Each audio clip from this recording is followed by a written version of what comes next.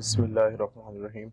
अस्सलाम वालेकुम। आज हम सी प्लस प्लस के अपने लेक्चर में देखेंगे कि हम वेरिएबल्स के थ्रू कैसे मैथमेटिकल एक्सप्रेशंस को सॉल्व कर सकते हैं, like area of circle and circumference of circle. तो ज़्यादा बातें किए बिना मैं जाता हूँ अपनी आईडी पर।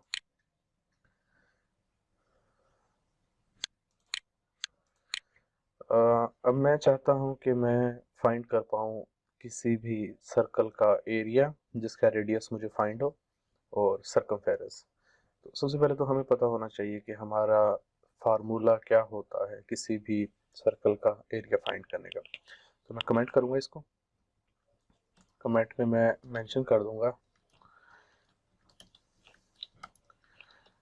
Area of circle is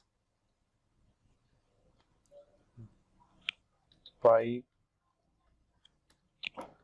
are r, यानी कि पाई आर स्क्वायर इसका फार्मूला होता है। लेकिन अब इशू है कि हमारे पास पाई की वैल्यू क्या है। इसके दो मेथड्स हैं।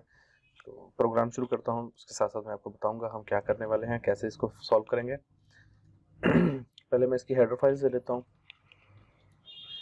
hence include iostream.h as you know, and second header file है hash include conio.h। उसके बाद हम मेन फंक्शन शुरू कर लेते हैं। अब मेन फंक्शन में मैं नीचे गेट सी एच मेंशन कर देता हूँ पहले। ओके, तो अब मुझे क्या फाइंड करना है, मुझे फाइंड करना है एरिया ऑफ सर्कल। तो मैं एक वेरिएबल डिक्लेयर कर दूंगा। अब देखें, area can be floating number, so मुझे फ्लोट डाटा टाइप यूज़ करनी चाहिए। तो मैं फ्लोट डाटा टाइप के साथ एक वेरिएबल डिक्लेयर कर देता हूँ जिसका नाम मैं एरिया ही रख देता हूँ, ठीक है। और उसके बाद मुझे रेडियस चाहिए होगा इनपुट में, तो मैं रेडियस को भी फ्लोटिंग में ही रख लेता हूँ, that can be a floating number. Now अब मैं फार्मूला बनाने की कोशिश करता हूँ।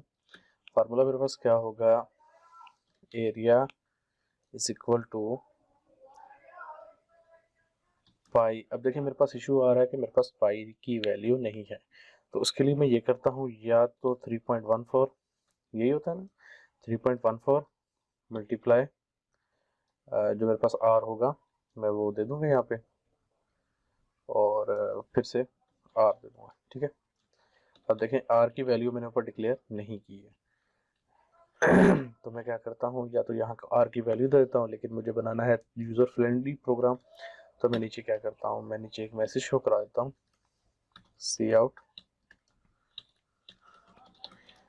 एंटर रेडियस ऑफ सर्कल, ठीक है। ओके, अब नीचे मैं सीन ले लेता हूँ एक।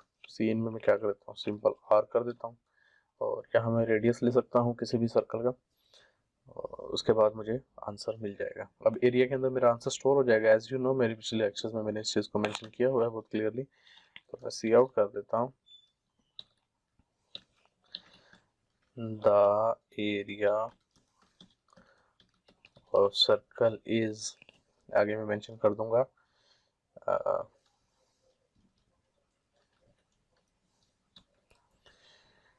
एरिया लिख दूंगा जो वेरिएबल के अंदर मेरा स्टेटस स्टोर है, एंड दैट्स इट। अब इसमें रन करके देखता हूँ, तो एंटर रेडियस ऑफ सर्कल मुझे मैसेज शो करवा दिया। अगर आपको नज़र नहीं आ रहा क्लियरली, देन मैं इसको थोड़ा मैं बड़ा कर देता हूँ। अब मैं radius of circle find enter करता हूँ, लाइक 5, तो मेरे पास उसका एरिया आ जाता है 78.5। और देखते हैं कि ये मेरा आंसर ठीक है या नहीं।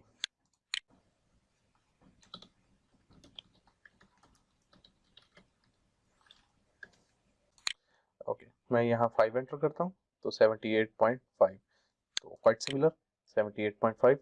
हाँ, यानी कि हमारा कैलकुलेटर ठीक काम कर रहा है, that's good. Okay, back to ID. लेकिन अब देखें 3.14 इशू क्या आ रहा है, हमारा एग्जैक्ट आंसर नहीं आ पा रहा जो 78.54, हमें तो बिल्कुल एग्जैक्ट वैल्यू चाहिए, दैट्स।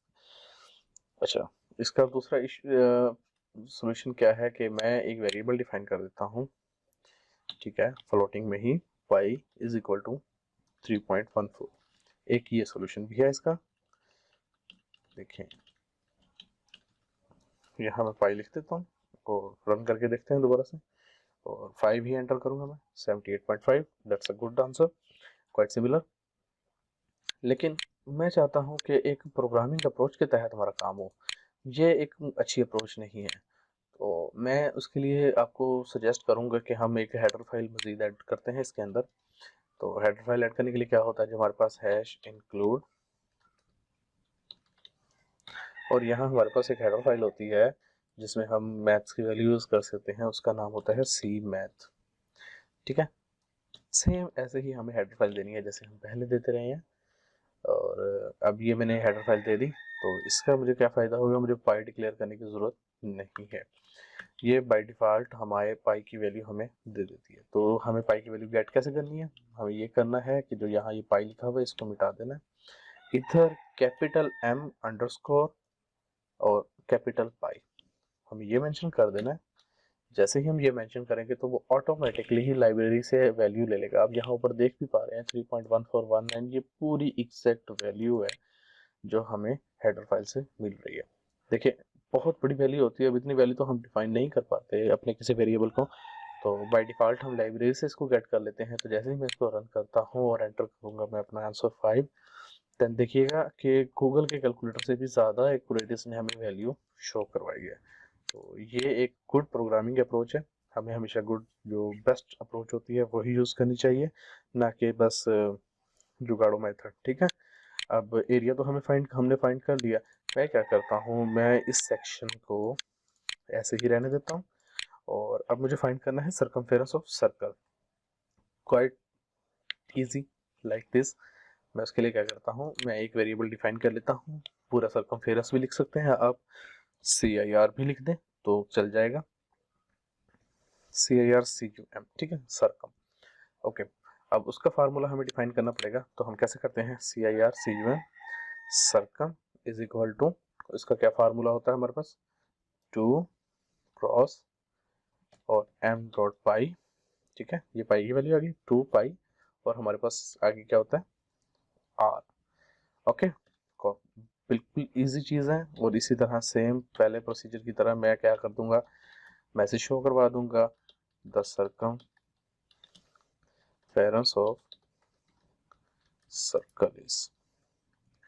देखिए बहुत इजी है, बस थोड़ा सा फोकस होना चाहिए। और ये सर्कमफेरेंस मेरा वेरिएबल है, मैंने वो शो करवा दिया। अब देखिएगा मेरे एक ही रेडियस के साथ मेरे दोनों आंसर शो हो जाएंगे। मैं इसको थोड़ा मैक्सिमाइज कर देता हूँ। अब मैं यहाँ एंटर 5 करता हूँ, तो ओ इशू आ गया एक छोटा सा। देखिए ये देखिए छोटे छोटे से इश्यूज आ जाते हैं, इनको सॉल्व करना बहुत इजी होता है। अब जल्दबाजी में मैंने भी इस चीज़ पे फोकस नहीं किया। जब इंसान के पास ये इशू आते हैं तो कभी भी जो है ना पैनिक नहीं होना कि यार हमारा इशू क्वेश्चन तो गलत हो गया, हमारा प्रोग्राम सही नहीं चल रहा। सोल्यूशन, प्रोग्रामर की ज़िंदगी में यही तो एक मज़े की बात होती है कि उसको सोल्यूशन चाहिए होता है, वो सोल्यूशन निकालता है। अब देखिएगा इशू क्या हो रहा है कि हमारा आंसर एक ही लाइन में आ रहा है, हमें क्या करना है, यहाँ से टेक्स्ट को रैप कर देना है। रैप मीन नेक्स्ट लाइन पे लेके आना है। तो उसके लिए हमारे पास एक कीवर्ड है एंडल का, तो वो हम कीवर्ड इसके पहले यूज़ कर दें या इसके बाद यूज़ कर दें, कोई फ़र्क नहीं पड़ता। तो लाइए मैं यहाँ पे एंडल यूज़ करके देखता हूँ, दोनों एक ही काम करेंगे। जहाँ अगर पहले यूज़ कर दें या बाद में, तो देखिएगा उसने हमें एरिया ऑफ सर्कल भी फाइंड करके दे दिया और सर्कमफेरेंस ऑफ सर्कल, दोनों ही एक बड़े ही सीक्वेंस से हमें फाइंड करके दे दिया। अब मैंने आपको कहा दोनों सेम काम करेंगे। यहाँ से एंडल हटा देता हूँ मैं, यहाँ से एंडल हटा के और मैं इधर लगा देता हूँ, तब भी सेम काम ही करेगा। देखिए ठीक है, आप सोच रहे होंगे मैं सिर्फ 5 को ही बार बार क्यों प्रेस कर रहा हूँ, 5 के अलावा क्यों नहीं कर रहा।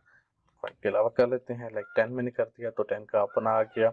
इसके आगे आप CM स्क्वायर लिखना चाहें ना लिखना चाहें वो आपकी मर्जी है, बट एक आंसर हमें फाइंड हो गया। और देखिएगा कि बहुत ही एक्यूरेट सा आंसर बिल्कुल फाइंड हुआ है हमें। ठीक है, अपना ख्याल रखिएगा, अल्लाह हाफिज़।